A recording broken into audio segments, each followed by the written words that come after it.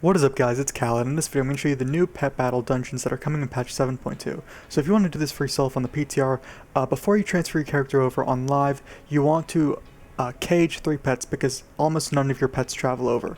So the 3 pets you kind of mainly want, because these blow through it easily, are the Zandalari Ankle Render, Knee Biter, and Foot Slasher, which are all from the Isle of Giants, which is, north of Pandaria. So those can breeze through it easily. There is one point where I kind of almost die, which you'll see when I get there. Now you'll also want to transfer over 45 pet charms, because what you may have just noticed is like a lot of your achievements don't transfer over. For example, my world quest achievements didn't transfer over, my battle pet achievements didn't transfer over, so I needed to relearn battle pet training. So I went to Stormwind, which was right here. You can go to Orgrimmar if you're Horde, and I realized, oh wait, I still can't learn them. And that's because my current battle pets I have are level 1. You need to have at least level 25 battle pets before you can learn a level 25 battle pet, which is why you need the 45 pet charms. So now we're going to head back to Dalaran, talk to the Lioness, which will now give you a level 25 battle pet stone for 45 pet charms. So just talk to her, spend the 45 pet charms for a battle stone, and I just used it I think on my core hunt pup. You need to use it on the companion itself. You don't click on the panel like what I'm trying to do. So I just used it on a pet that I had, didn't really matter which one. So there we go, got some nice achievements that I really already had on live, and now we can learn our battle pets. Now we're ready to do the battle pet dungeon. So just dragging them all here. Now the moves that I used were for the Zandalari Ankle Render, Black Claw, which you pretty much want to start out with all the time, and then I used Leap, which was kind of a filler move, and then Hunting Party, which you want to use after Black Claw. And for the Knee Biter, I used Hunting Party, Leap, and Exposed Wounds, which Exposed Wounds is kind of like Black Claw, but isn't as powerful. And then the Foot Slasher, I used Hunting Party, Leap, and Black Claw. Looking back on it, for the Foot Slasher, I probably should have used the Blood Fang or whatever that one was called instead of Leap, but I mean, it's kind of too late. I did it with Leap. It's not a big deal. So once you get that out of the way, you can talk to the Lioness and accept this quest, which will tell you to go to the Wailing Caverns for your battle pet dungeon. So you just want to head there now. So if you're Horde, I guess the fastest way to get there is just port to Orgrimmar and then fly there. And if you're Alliance, then you can port to the Shrine of 7 Stars in Pandaria, pay the gnome outside 10 gold, and then port to Ratchet. Then you just fly there. And then you want to go into this like skull thing, into this eye, turn this quest in, accept this other quest from this Tauren, and he or she will give you this is the incentive to complete it, a 25 pet battle stone, and something that says it might give you artifact power. I don't know. It was kind of disappointing. You'll see at the end. But you want to queue for it. You don't actually get put into a group. It's similar to the Celestial Tournament, where you just queued into it and it just puts you right in. So you're going to be put right into there. Now the good thing about the pet battle dungeons is you can have as many pets as you want. You can interchange your pets between battles and all that. You can also heal them as many times as you want, which is unlike the Celestial Tournament. So you can use as many pet bandages as you want. I had tons of them, or the 4 minute, 8 minute, whatever the cooldown is of the heal thing that it already gives you. So this is the first fight. There's just a few of them to do here at the first area. So just do them like normal. These fights aren't difficult.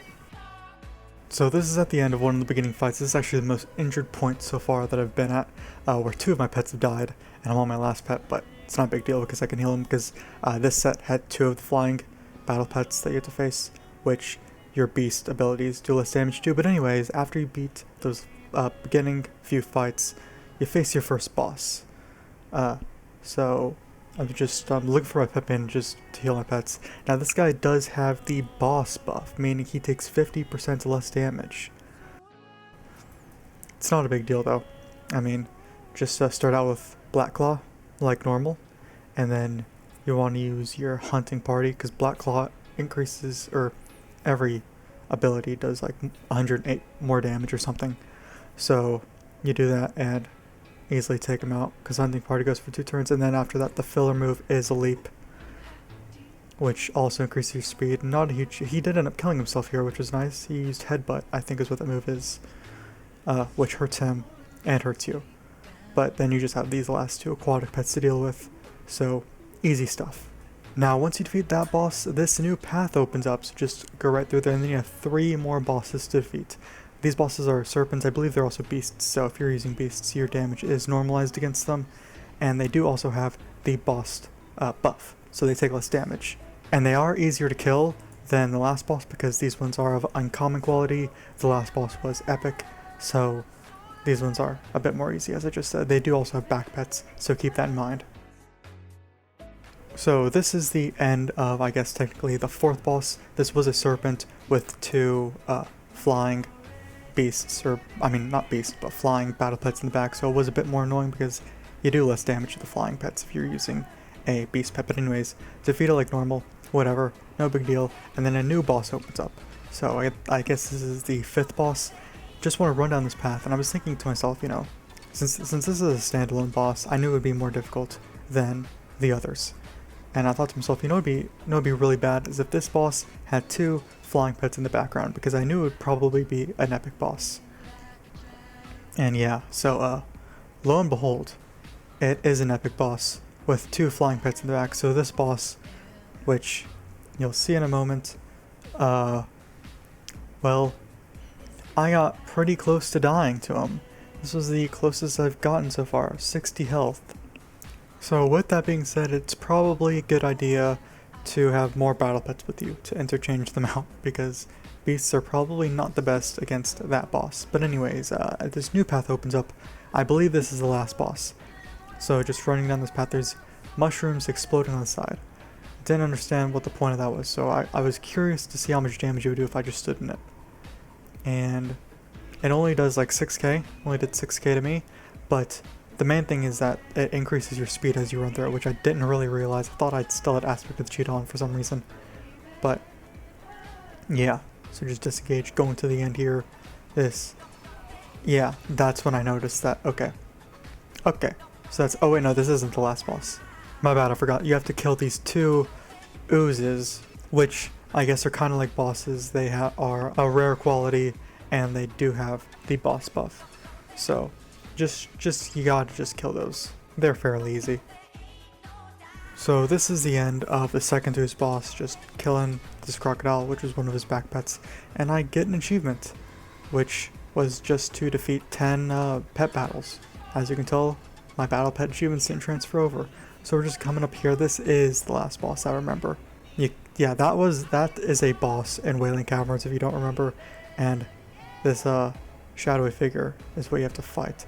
So you want to approach the dude sleeping on the right, and now I'm gonna be quiet and let him talk because he has his unique dialogue, and you might recognize who he is. I think I know who he is, but yeah. Sneak up on people like that.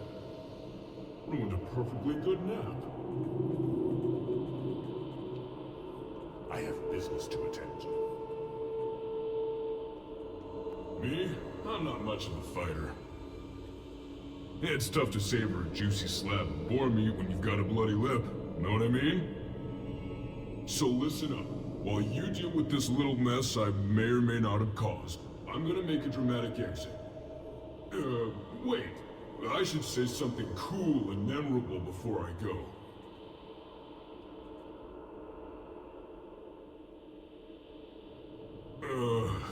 This is harder than it looks. Have you ever tried to come up with a sweet catchphrase right on the spot? I got nothing. Oh well, be seeing ya. Yeah, I was kind of hoping for something more along the lines of, you there, check out that noise, or you landlubbers are tougher than I thought. But anyways, you want to fight this legendary battle pet. So he has the boss buff, obviously, takes less damage. So I'll just show you kind of what I did in case you want to copy my play set. I started out with Black Claw and then did Hunting Party like normal. That's how you should do with these Zandalari pets, in case you've ever used them, because they are a very good pet to use. Hunting Party goes for 2 turns, and then after that you will use Leap. He's actually not that difficult. He does AoE moves. That's about it. So as I just used there, I used Leap. I believe I used Leap again. Yeah, Leap again. And luckily he does not have 2 flying pets in the back like a boss before, so this guy didn't really kill me. You're just gonna leap him to death as you see I'm doing. And then I believe I used Black Claw, or did I use Hunting Party? We're about to find out when. Okay, there we go. I used Black Claw, and yeah, and then Hunting Party, and we're just gonna go like normal from here.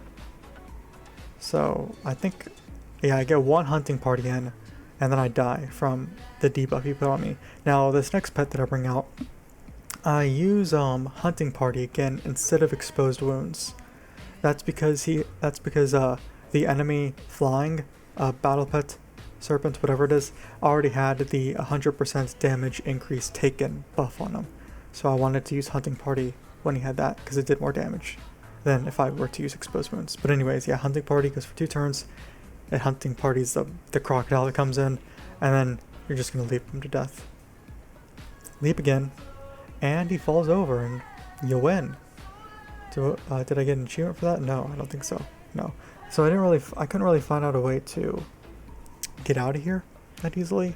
I thought you would just, because in the instance, you fall down here and then you fall into like a water.